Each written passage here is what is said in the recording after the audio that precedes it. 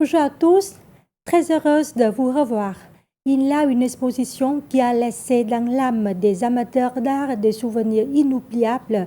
Il s'agit de l'exposition intitulée Non nước biên thủy, paysage des zones frontalières du peintre Đỗ Đức.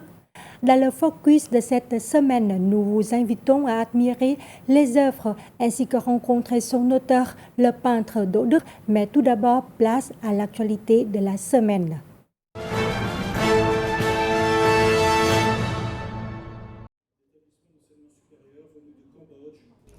Le panel Gouvernance et structuration de la recherche en Asie s'est tenu le 24 septembre à Hanoï, avec un accent particulier sur la performance de la recherche, élément crucial pour la réputation et le prestige des établissements d'enseignement supérieur.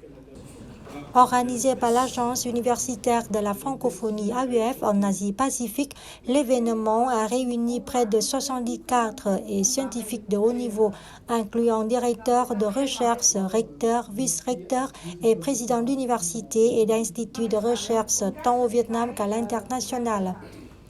Les discussions ont porté sur plusieurs thèmes, dont les stratégies institutionnelles pour promouvoir la recherche et l'innovation en cohérence avec les politiques nationales et régionales, des politiques incitant à la recherche et à l'innovation, ainsi que des mesures pour renforcer les partenariats dans ces domaines ont également été abordées. De plus, les participants ont échangé sur les solutions pour accroître la visibilité des publications scientifiques en français, ainsi que le rôle de l'AUF dans le soutien aux établissements membres pour la mise en place de stratégies de recherche institutionnelle. L'AUF est le plus grand réseau universitaire au monde, comptant plus de 1000 établissements membres dans près de 120 pays.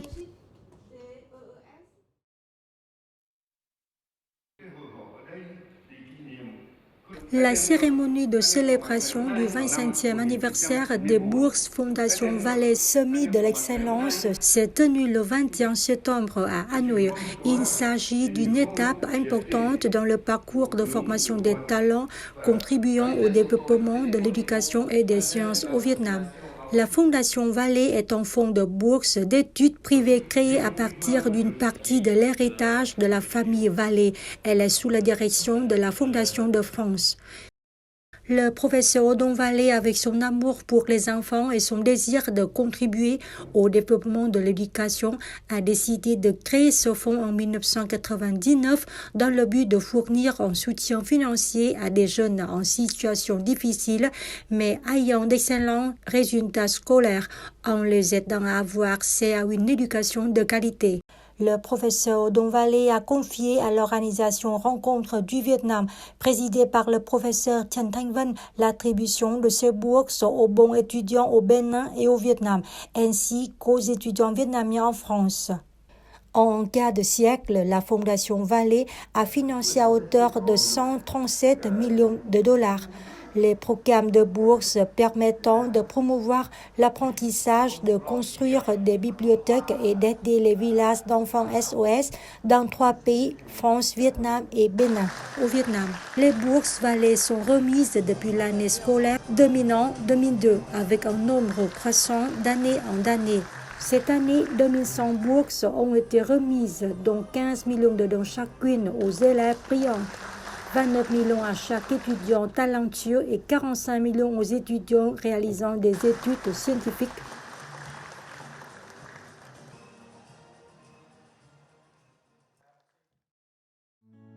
Le Courrier du Vietnam numéro 40 réserve un dossier au thème de l'adaptation au changement climatique. L'une des 6 priorités absolues du 13e congrès du parti est la gestion durable des ressources naturelles. Il s'agit de préserver les terres, d'optimiser leur utilisation, de protéger l'environnement et de nous adapter au changement climatique. Ces enjeux sont cruciaux pour l'avenir du pays et ont des répercussions sur tous les aspects de la vie. Les Vietnamiens doivent actuellement faire face à divers types de catastrophes naturelles qui diffèrent de celles que l'on observait auparavant. On constate désormais des canicules exceptionnelles, des inondations localisées, des intrusions d'eau salée ou encore des effondrements de terrain dans le delta du Mékong. Ces catastrophes naturelles causent de graves pertes en vie humaine, en biens et en infrastructures, affectant la vie et la production des habitants. De nombreux accidents en mer, effondrements de structures, incidents liés à des produits chimiques, toxiques, radioactifs, tels que des déversements de pétrole, des incendies ou des explosions, se produisent plus fréquemment avec une gravité accrue par rapport à l'année précédente. Dans ce contexte, le Vietnam a mis en œuvre de manière exhaustive une série de mesures selon 3 groupes de solutions. Premièrement, la publication de stratégies sur l'adaptation au changement climatique et la croissance verte, mais aussi celle d'un plan directeur de l'électricité 8, du développement de l'industrie des énergies renouvelables et de la construction d'un écosystème ad hoc. Deuxièmement, le pays a intensifié ses efforts de réduction d'émissions de gaz à effet de serre. Le troisième volet concerne la mise en place de cadres institutionnels tels que l'élaboration d'une loi sur le pétrole et le gaz, ainsi que l'amélioration de la loi foncière. Des articles d'analyse des solutions concrètes appliquées par le Vietnam sont également disponibles dans ce dossier du numéro 40. Découvrez d'autres articles intéressants dans le Courrier du Vietnam numéro 40 ou sur le site lecourrier.vn.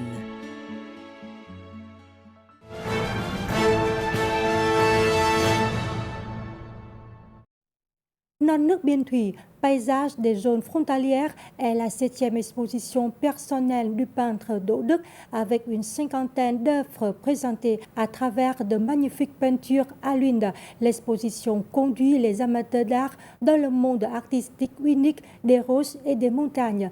Les localités montagneuses du Nord, surtout le plateau karstique de Đồng Văn, sont une immense source d'inspiration pour l'artiste Đỗ Đức. Reportage.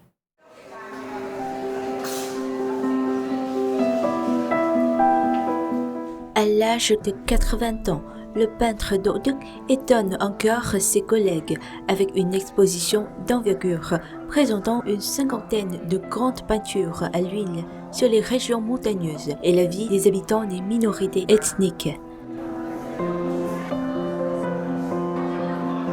L'exposition Non nước biên thủy, paysage des zones frontalières en français, s'est tenue du 11 au 15 septembre au Musée des Beaux-Arts du Vietnam. Elle a retenu l'attention des amateurs d'art de la capitale, en particulier ceux qui admirent son style créatif. Les localités du Nord, en particulier le plateau calcaire de Đồng Văn de la province de Hà Giang, constituent sa principale source d'inspiration artistique.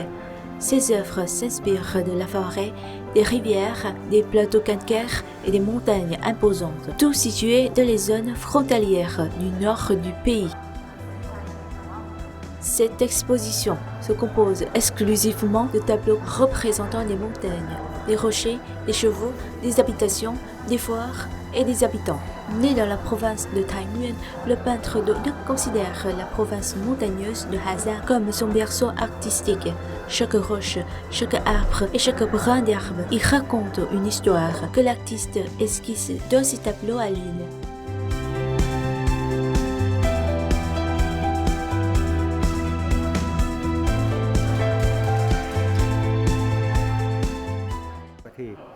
Bản thân mình toàn đi miền núi này.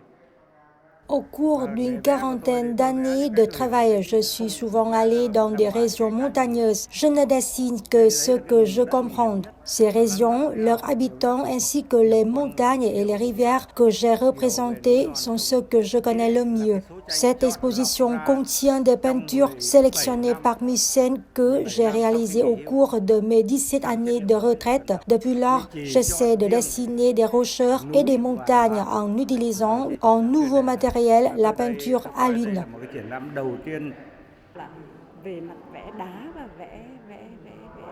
En ce qui concerne le thème montagnard, le peintre Đỗ Đức est parmi les meilleurs. Ses œuvres dévoilent l'immensité de la nature ainsi que le calme de la vie culturelle des habitants des régions montagneuses.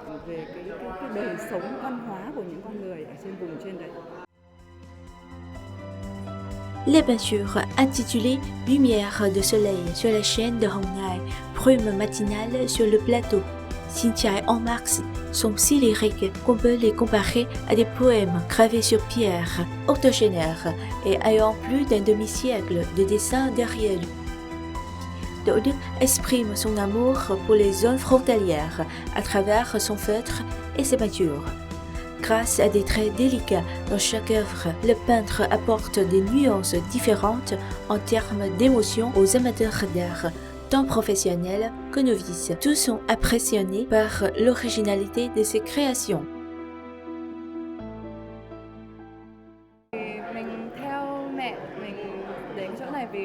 J'apprécie cette exposition car Hà Giang est la province natale de ma mère. Je suis vraiment impressionnée par les peintures exposées. Il m'arrive de passer 10 minutes à contempler certaines œuvres. Quelles que soient les distances, que je les vois de loin ou de très près, je les trouve toutes très belles.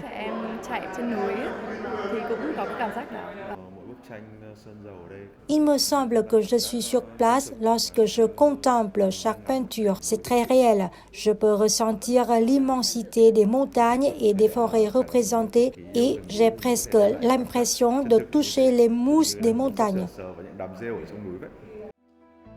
Né en 1945, le peintre Đỗ Đức est diplômé de la faculté des beaux-arts de l'Université de la culture et des arts de Viet Bắc en 1970. Par la suite, en 1980, il obtient son diplôme de l'école des beaux-arts d'Hanoï. Il préfère dessiner les paysages des zones frontalières, les rivières, les cols, les chemins escarpés et surtout la vie des habitants, lui sont tous familiers.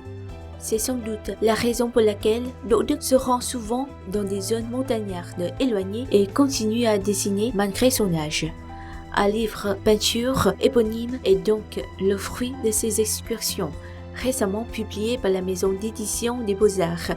Il comprend environ 200 peintures à l'huile réalisées au cours d'une vingtaine d'années. L'exposition Non Nước Biên Thùy permet non seulement de présenter au public et aux amis des peintures sélectionnées, mais également de mettre aux enchères l'une d'entre elles afin de financer la construction d'une école primaire dans une zone montagneuse. Participant au fonds Hoa Của Đá, en français Fleurs de Pierre, depuis 11 ans, le peintre Đỗ Đức a contribué à financer la construction et la restauration d'une vingtaine d'établissements scolaires. En outre, en tant que membre du fonds, il a lancé des appels aux dons pour aménager plus de 40 salles de classe bien équipées et des studios destinés aux enseignants dans 18 écoles, situées dans 18 localités différentes, relevant des districts de Đồng Văn, Mèo Vạc et Yên Minh. Ainsi, dans le cadre de l'exposition, le peintre Đỗ Đức a vendu aux enchères sa peinture Les Nương au champ, réalisé en 2022 afin de contribuer à la construction d'une école dans un village à Hà Giang.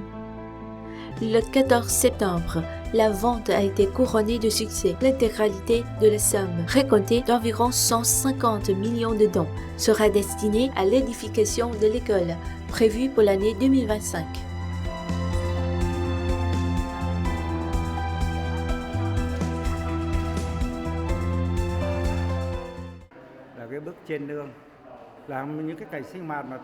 Le tableau au champ représente une activité quotidienne des habitants que j'observe souvent lors de mes visites dans les zones montagneuses. Je l'ai choisi pour la mise aux enchères car il est original. Une fois vendu, je réserve l'intégralité de la somme afin de contribuer à la construction d'une école à Hà Giang.